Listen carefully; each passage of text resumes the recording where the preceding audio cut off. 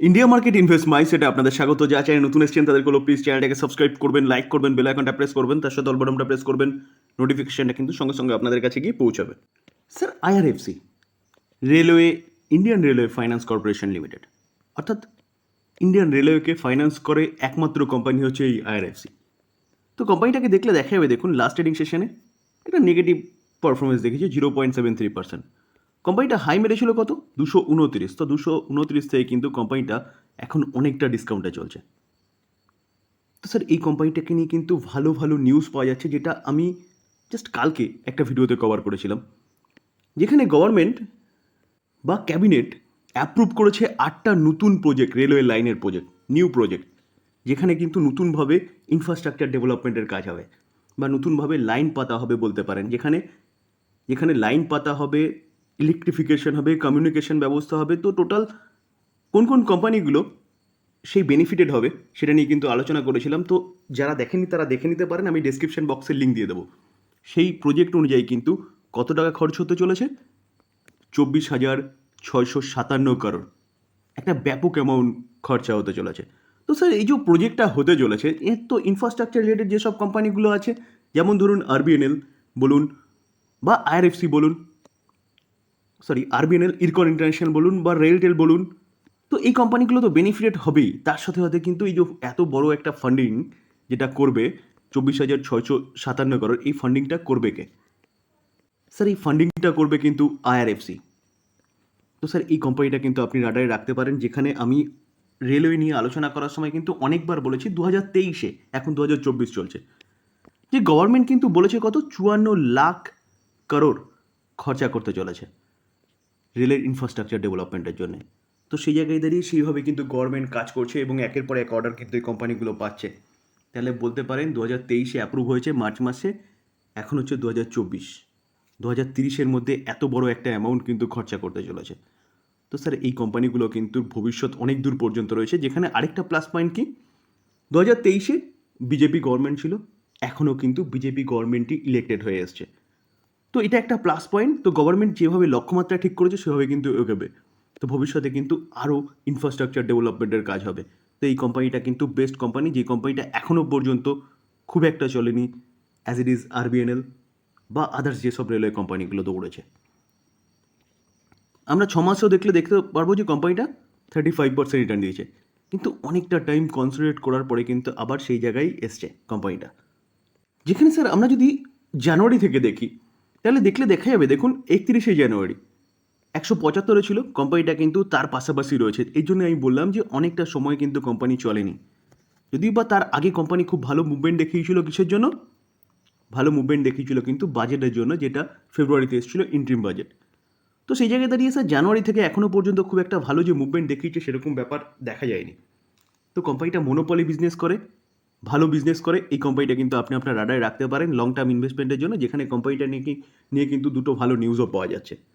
Sir, প্রথম নিউজটা কি, যেটা 12 তারিখ, অর্থাৎ আজকে 11 তারিখ, কালকে 12 তারিখ মন্ডেতে এই কোম্পানিটার কিন্তু রেজাল্ট আসতে চলেছে Q1-এর।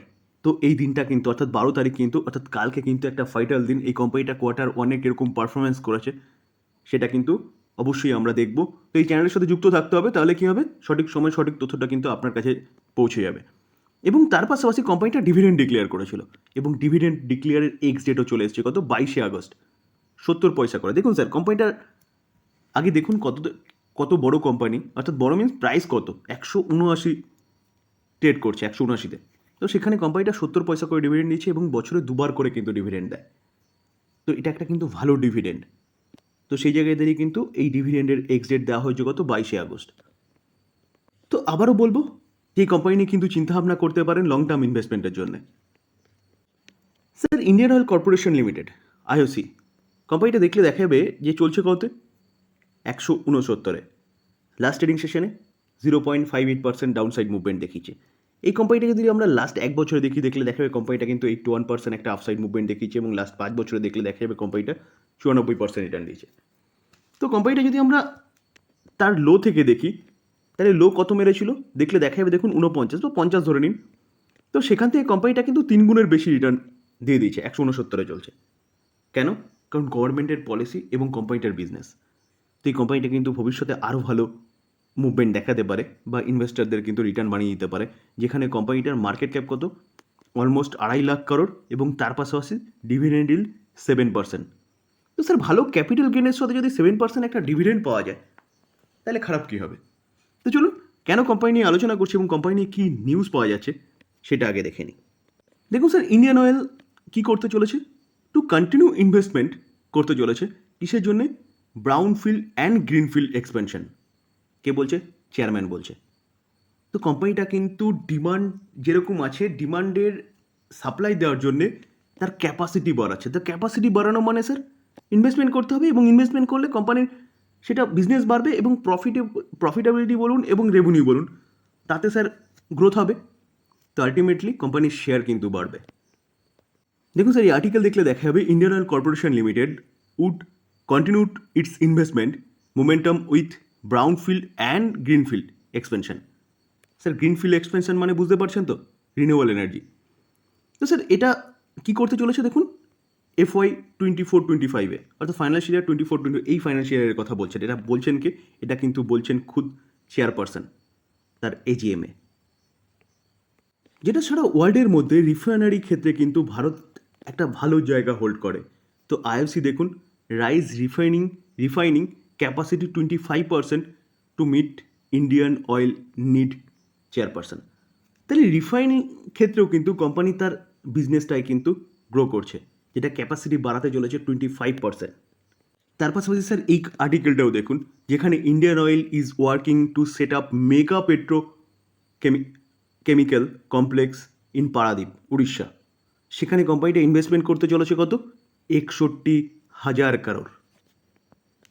তো স্যার কেন এই কোম্পানি নিয়ে আলোচনা করছি বুঝতে পারলেন তো? যেখানে কোম্পানির ম্যানেজমেন্ট বা চেয়ারপারসন বা গভর্নমেন্ট কী করতে চলেছে সেটা কিন্তু আপনাদের সামনে তুলে ধরলাম। তো এই কোম্পানি কিন্তু এই জায়গায় থাকবে না, এখান থেকে আরও ভালো মুভমেন্ট দেখাবে। যেখানে কোম্পানিটা দেখুন, আমরা 2020 থেকে দেখতে পারবো কোম্পানিটা তার 3 গুণের বেশি রিটার্ন বানিয়ে দিচ্ছে। এটা একটু আগে দেখালাম যে 49 বা 50 ছিল, সেখান থেকে কি 169-এ চলছে। এতটা ভালো রিটার্ন দিয়েছে, ভালো একটা ডিভিডেন্ড ইল্ড আছে, বছরে 7% এফডির থেকে বেশি।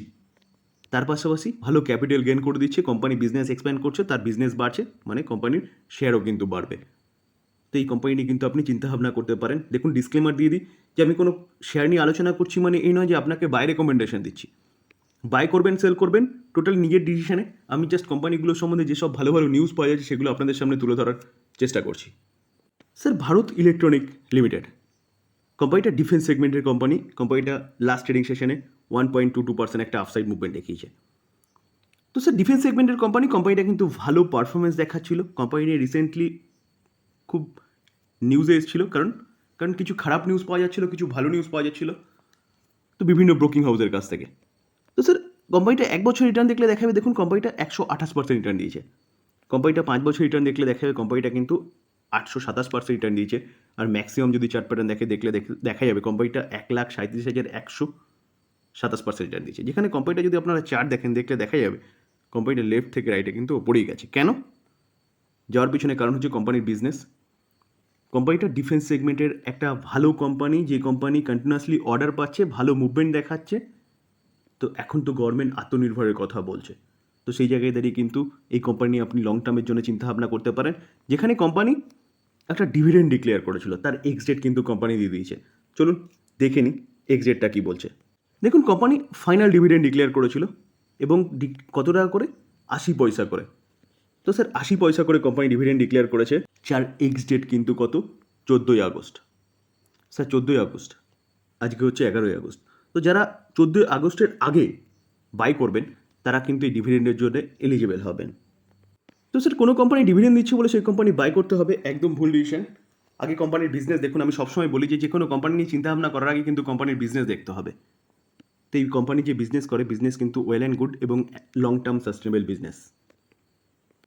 স্যার আরেকটা ব্রেকিং নিউজ, যেটা ক্যাবিনেট থেকে কিন্তু অ্যাপ্রুভ হয়েছে, কি যে 2 করোড় মোর housing under PM Awas Yojana.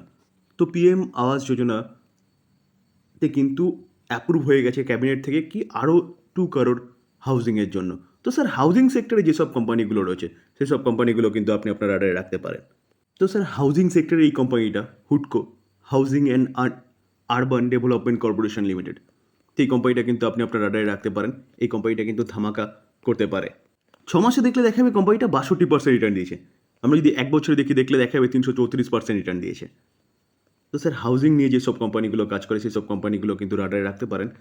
যে কোম্পানিগুলো কিন্তু ভালো একটা পারফরমেন্স দেখাতে পারে। শুধু হাউজিং যেসব কোম্পানিগুলো ফাইন্যান্সও করে হাউজিং সেগমেন্টে, সেসব কোম্পানিগুলো কিন্তু রাডারে রাখতে পারেন।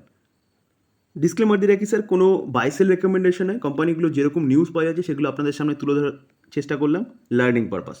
বাই করবেন, সেল করবেন টোটালি নিজের ডিসিশনে। আলোচনা এই পর্যন্ত। যদি আলোচনা ইনফরমেটিভ লাগে, যা ভালো লাগে, তাহলে চ্যানেলটাকে সাবস্ক্রাইব অবশ্যই করবেন, লাইক করবেন, বেল আইকনটা প্রেস করবেন, তার সাথে অল বাটনটা প্রেস করবেন। নোটিফিকেশনটা কিন্তু সঙ্গে সঙ্গে আপনাদের কাছে গিয়ে পৌঁছাবে। থ্যাংক ইউ, ভালো থাকবেন।